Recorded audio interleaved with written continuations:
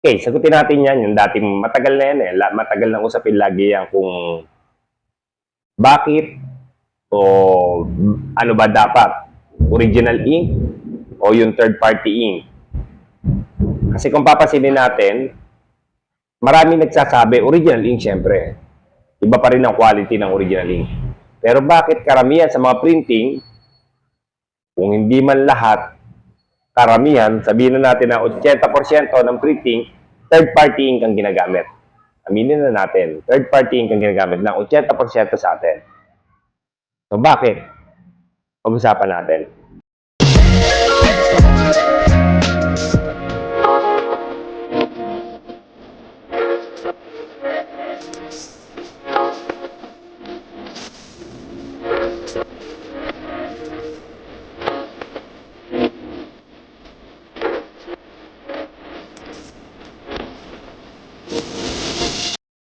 Okay, so nag-lista ako ng ilang medyo mapagbabasihan natin kung bakit.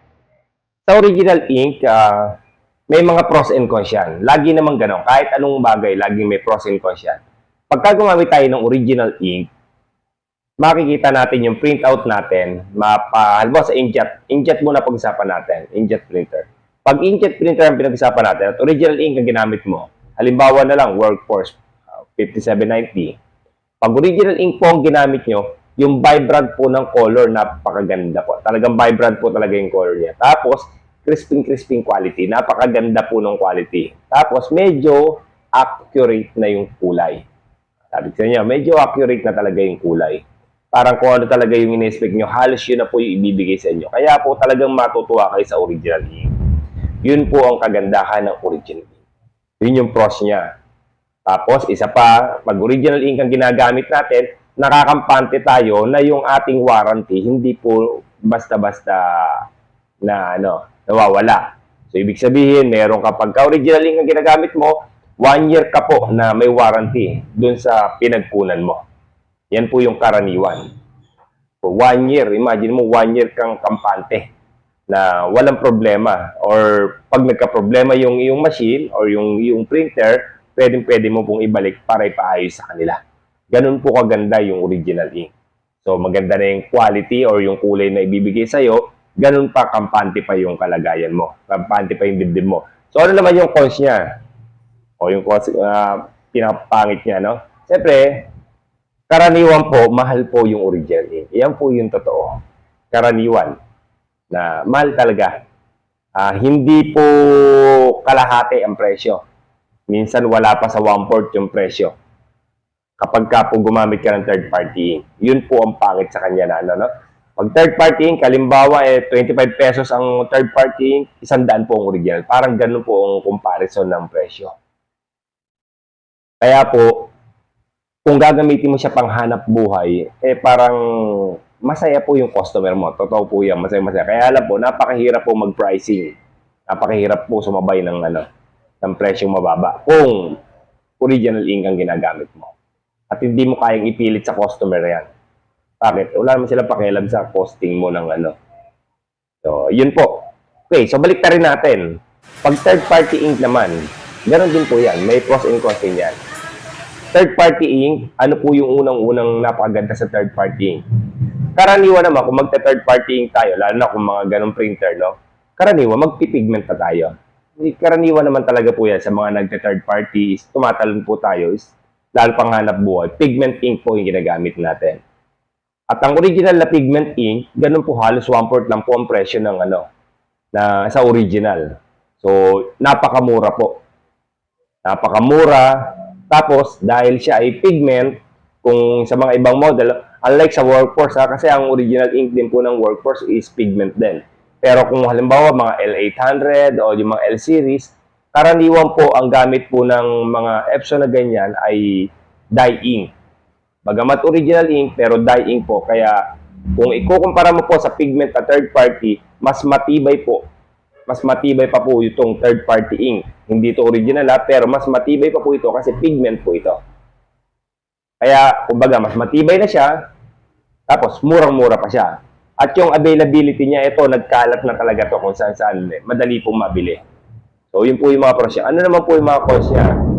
Ito naman po ay yung pagka-vibrant ng kulay, medyo mapusyaw po karaniwan. Oh, tapos siyempre, yun nga, hindi accurate yung kulay na ibibigay sa'yo.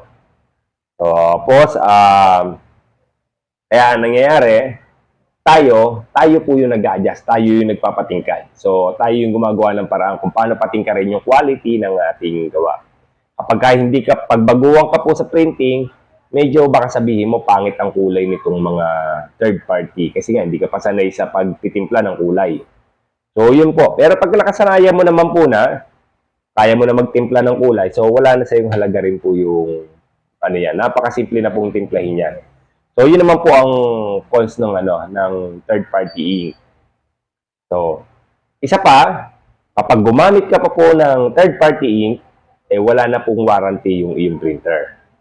So, yun po yun yung cons niya. Mawawala po yung warranty. So, yung 1 taon na dapat kampante ka na baka bumigay yung machine ko, may aayos, wala na po. So, pag bumigay yung machine mo, papaayos mo, magbabayad ka na. Okay. So, noong umpisa, sinabi ko sa inyo, 80% ng mga nasa printing ay gumagamit ng third-party ink. Kung ganun pala kabigat yung consequence niya, bakit kami nagamit ng third-party ink? Kasi po, yung matitipid mo, kahit sabihin pang kasama na yung pagbabayad dun sa technician na gagawa kapag nagloko ang iyong machine, ay napakalaki po ng diferensya. At napakamura po. Halimbawa, sa workforce, usually, ang ginagawa natin, chinichiplas po natin ang mga workforce. Kapag bumili ka po ng original ink, ang kada cartridge po is naghahalaga ng 2.5 hanggang 2.8. Samantalang kapag nag-dye ink ka, nag-pigment ink ka na third-party ink, yung isang cartridge po na 250 ml, yung iba 400 ml, pero yung 250 ml, may kakarga mo po doon. Karga mo siya ng 100 ml na pigment ink. Ang pigment ink po naghahalaga lang po ng 100 hanggang 130. Ganun lang po kamura. So imagine mo yung 2.8 o 2.5 na lang, minus mo wala pang 10% yung halaga po ng ink. Ganun po kababa. Kaya pag kinumpit mo po yun, pag nakailang ubos ka ng ang ending po mas malaki po natipid mo dun sa third party ink. Okay, so ganun po ang dahilan. Kaya karamihan talaga sa mga printing is third-party ink ang ginagamit. Okay, hanggang ganun lang muna tayo.